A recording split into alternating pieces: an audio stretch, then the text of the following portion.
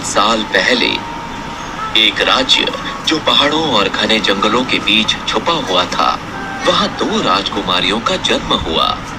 एक तमीज से बात करती, असल में बहुत बकबक करती थी। उसकी आवाज बुलंद और जबरदस्त थी, जो महल के हर कोने में गूंजती थी। और दूसरी राजकुमारी कुछ नहीं बोलती थी। कोई नहीं जानता था कि छोटी राजकुमारी इतनी खामोश कैसे हो गई।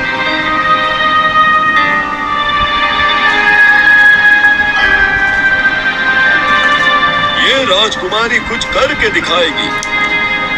हाँ, सही कहा। उसकी आवाज में जबरदस्त दम है। अरे है ना, इतनी गंभीर क्यों हो? तुम्हें कोई नहीं देख रहा, सिर्फ वो नौकर, लेकिन वो हर किसी को देखता है। और वैसे भी मैं अपने कपड़े पर फिसली और गिरते गिरते बची। अच्छा बताओ, मुझे लाइलैक पहनना चाहिए या लैवेंडर? वो एक जैसे लगते हैं, लेकिन असल में वो अलग है। वो दिल की अच्छी थी। हैना के घर वालों को उसकी बहुत चिंता थी और उन्हें लगता था कि वो कभी भी राजगद्दी नहीं संभाल पाएगी। ओह, आप राजकुमार मैलरिक है ना?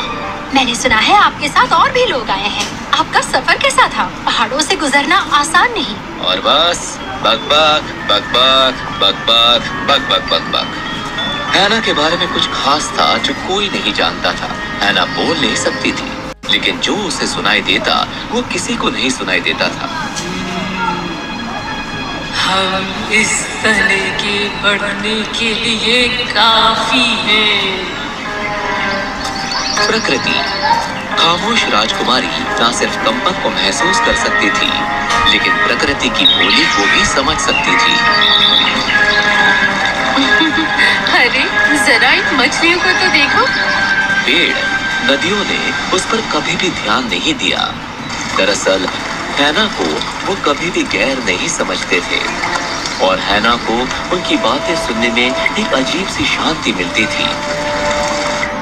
लेकिन कुछ दिनों से हैना को मदद की पुकार सुनाई दे रही थी।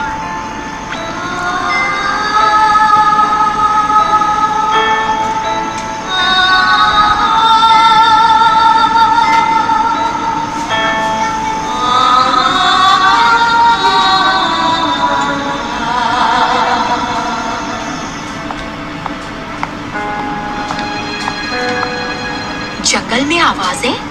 बेटा, तुम बस बोर हो गई होगी। हाँ। हमारी बेचारी बच्ची दोस्त नहीं है तो किसी को भी दोस्त बना रही है। राजकुमारी हैना ने फैसला किया कि वो खुद इस आवाज से निपटेगी। कुछ देर चलने के बाद उसने कुछ सुना।